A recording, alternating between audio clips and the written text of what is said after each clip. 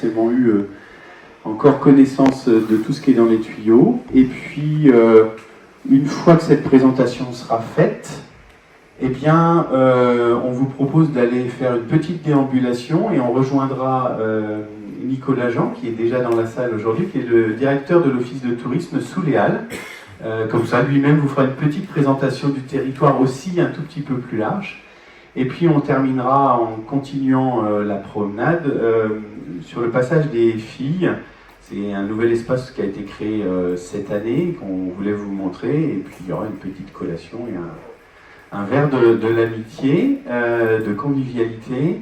Je dis une bêtise, Jean-Pierre, on a de quoi déplacer s'il y a des gens qui sont pour qui le parcours serait trop long. Donc mon adjoint qui est là-bas peut accompagner des personnes en véhicule si jamais. Puis voilà, la calèche est arrivée. Donc pour ceux qui voudraient se déplacer avec nos chevaux, ils pourront, parce que voilà, tout le monde n'a pas la même aisance à marcher des fois dans le centre-ville. Puis c'est l'occasion aussi de rencontrer nos cochères.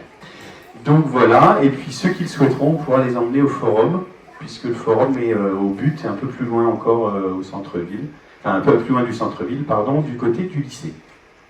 Donc voilà, rapidement, une présentation du conseil municipal. Donc Boris le maire, donc voilà, je suis le maire de la commune et premier vice-président de Christenberg Communauté.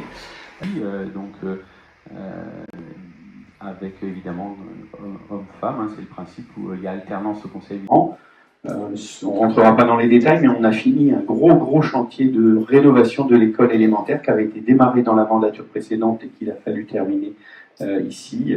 Un projet de quasiment 10 millions d'euros, pas tout à fait, qui s'est étalé de 2020 à 2023, même si là j'ai mis 22-23, parce que c'était l'ouverture concrète des nouveaux bâtiments en 22 et 23. Le cimetière dont les travaux sont en cours. Voilà, il y avait un projet de salle des fêtes qui a été reporté, sujet de logement d'urgence, la restauration collective qui a été reprise en régie intégralement, un logement pour les jeunes actifs qui est en cours de travail.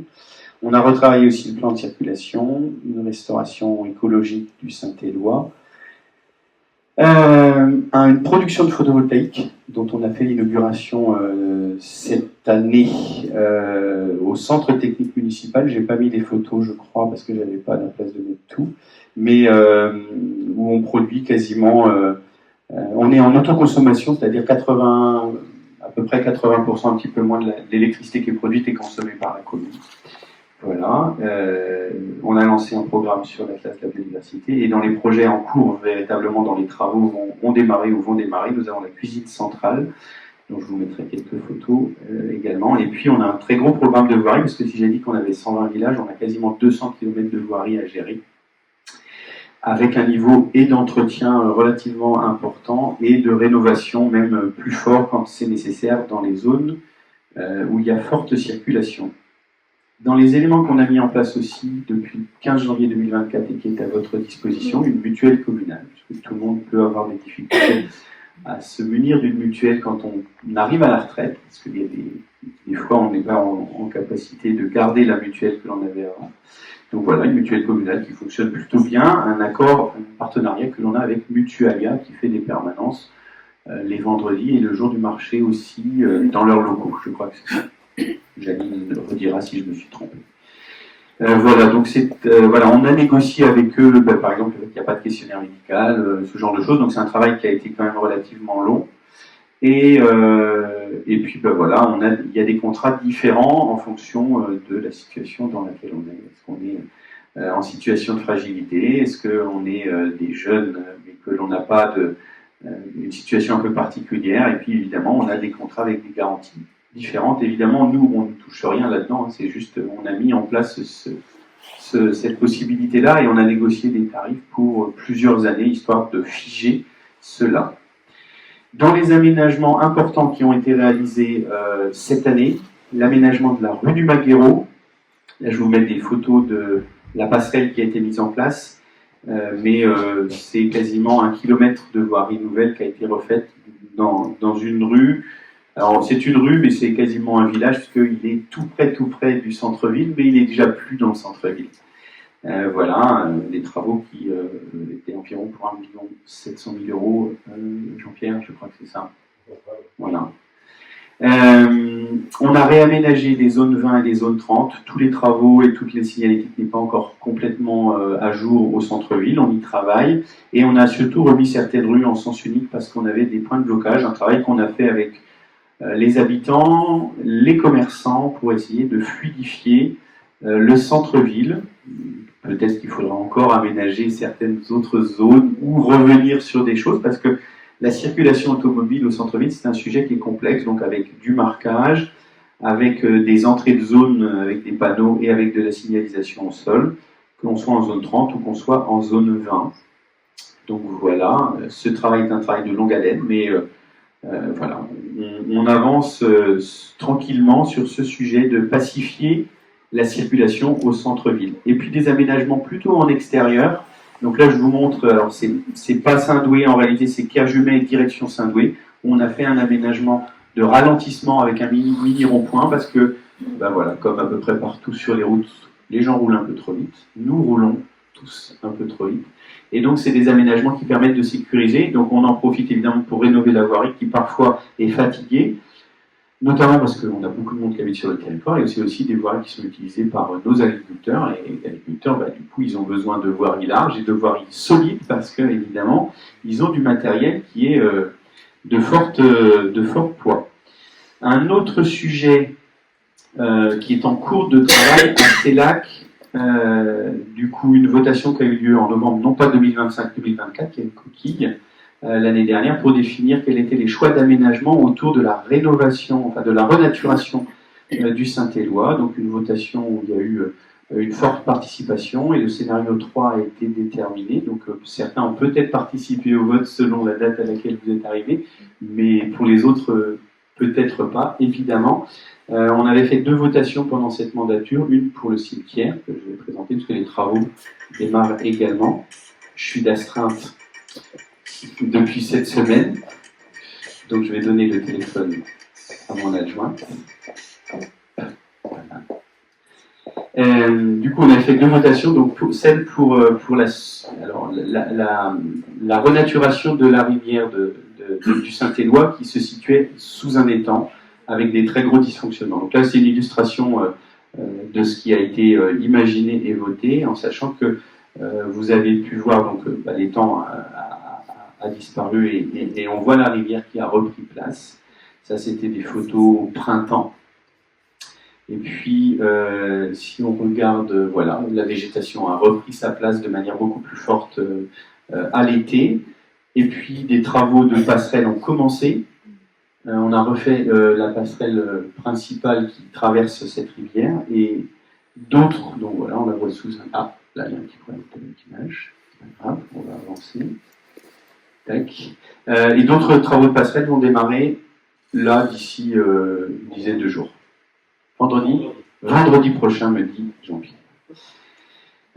L'autre aménagement, celui du cimetière, donc là c'est là toujours, mais en allant vers Saint-Doué, toujours dans cette zone-là, on est en train de réaménager un nouveau cimetière. Le cimetière actuel est en saturation, donc il avait été étendu dans la dernière mandature pour gagner un peu d'espace et de temps, mais on est au bout du chemin, donc il avait fallu redéfinir un nouveau. Il y avait une votation pour choisir le site. Et puis, suite à des problématiques de PLUI, il a fallu qu'on se rabatte sur ce site, qui est celui de CELAC. Et les travaux ont démarré avec un nouveau bâtiment qui sera un lieu d'accueil, évidemment, pour entrer dans le cimetière, un lieu de recueillement, et puis un cimetière que l'on a voulu paysager. Alors, j'ai pas mis les nombreuses illustrations qui étaient dans le dossier, mais vous pouvez les retrouver sur le site de la commune, sans problème. Donc voilà, des travaux qui, eux, ont démarré sur la partie aménagement, terrassement, et qui vont se poursuivre jusqu'au printemps prochain pour le bâtiment.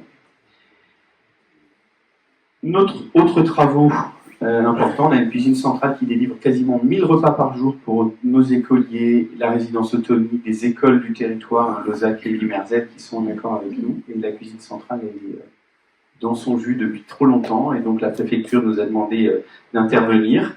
On a l'autorisation de continuer à produire, mais sous réserve de faire des travaux, et Le choix a été fait d'en construire une nouvelle dans la zone de Clairvaux, à côté du centre technique municipal, pas très loin de la déchetterie et de la ressourcerie. Et donc les travaux vont démarrer également cette semaine. On a eu la réunion de chantier, la réunion de démarrage avait lieu mercredi, je crois, avec mardi, avec les 17 entreprises, plutôt des entreprises du territoire qui ont répondu aux appels d'offres. Et donc un nouveau bâtiment qui sera beaucoup plus confort aussi pour nos agents, parce que le bâtiment, il a été construit à une époque où on faisait peut-être 400 repas, donc là maintenant ça commence à devenir problématique. Autre sujet qu'on a démarré il y a à peu près 1 an également, la création d'un atlas de la biodiversité, ça va s'étaler sur 3 ans, avec des ateliers et puis des moments particuliers en fonction de différents périodes de l'année, je veux dire la saison. Il y a déjà des ateliers qui ont eu lieu avec des partenaires, des associations du territoire pour découvrir ou pour chercher ce sujet. On a aussi inauguré 2 refuges LPO sur le territoire, un près du vieux presbytère et puis un le long du sentier du Saint-Éloi, sur une parcelle qu'on a achetée qui s'appelle le sentier, à côté du sentier des Perdrix. Donc voilà. On change complètement de sujet sur la sécurité du quotidien. Vous allez le voir dans le prochain bulletin municipal. On a réussi à renforcer notre police municipale cette année, après des périodes un peu difficiles en termes de recrutement, avec nos 3 policiers municipaux qui font un travail et de prévention important avec les écoles, que l'on accueille régulièrement ici, qui font un travail de prévention aussi vis-à-vis de vous. On travaille avec la gendarmerie sur l'opération Tranquillité Vacances, si vous le souhaitez. Et puis, ils travaillent énormément sur la conduite à vélo vis-à-vis des enfants. Donc, c'est eux qui leur font passer le permis vélo. Tous les élèves de CM1 ou CM2, j'ai un doute, passent le permis vélo à l'école, que ce soit l'école publique ou l'école privée. Et dans la partie sécurité du quotidien, cet été, nous avons rénové la totalité de notre parc de vidéoprotection. On avait une vingtaine de caméras qui étaient un peu âgées. On est passé à 27 caméras avec de la rénovation et aussi de l'extension sur certaines zones. Voilà, donc les carrefours principaux de la commune, les équipements principaux de la commune, le centre-ville et la gare. Voilà. Très rapidement, pour terminer, pour vous dire que la fibre, c'est un projet en Bretagne qui a été piloté par la région Bretagne en régie complètement service public, que la commune est couverte à 93% à ce jour. Donc voilà.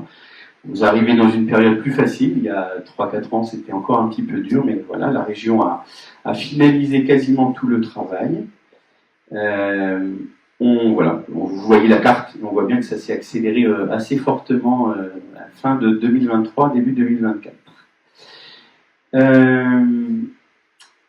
Ça, hop, on s'en fiche. On a fini la numérotation des rues et des villages il n'y a pas si longtemps que ça, et voilà, donc c'était important de le redire. Il peut y avoir encore des endroits où ça peut achoper, donc voilà. On était à 99% en 2022, et en 2025, on est arrivé à 100% des adresses certifiées pour les services publics, parce qu'il peut y avoir ce genre de situation qui était problématique. J'en ai fini avec la présentation, voilà. L'objet, c'était vraiment de faire le tour. On allait marcher ensemble, ou prendre le cheval pour ceux qui seraient intéressés. On voulait vous présenter des nouveaux arrivants, tout fraîchement arrivés, qui sont là ce matin. Leurs enfants ont fait la rentrée, je pense, lundi. C'est des gens qui vont s'installer dans une des boulangeries du centre, parce que vous savez qu'on a un sujet qui n'est pas simple sur la commune. Et donc, monsieur et madame, j'espère que je ne vais pas me tromper dans la prononciation, Eden, qui sont là. Donc, vous pouvez vous lever, ils vont continuer peut-être la promenade avec nous. Donc voilà, on a la chance d'accueillir ce matin cette famille qui arrive comme vous de l'extérieur et qui est venue s'installer pour renforcer, et du coup, je pense qu'ils vont faire un très beau travail. Je sais qu'ils sont attendus sur ce sujet-là. Donc merci à eux d'être là ce matin, et puis on va pouvoir continuer de manière beaucoup moins formelle la matinée en allant. Moi je suis venu au Revolté d'Ours, c'était très bien. Moi aussi, les garés là-bas. Je vois là, les garés là-bas. On n'a pas parlé des aménagements vélo. Je pourrais parler de bien sûr. Donc du coup j'ai fait bien sûr condensé cette équipe. On va y aller parce que du coup.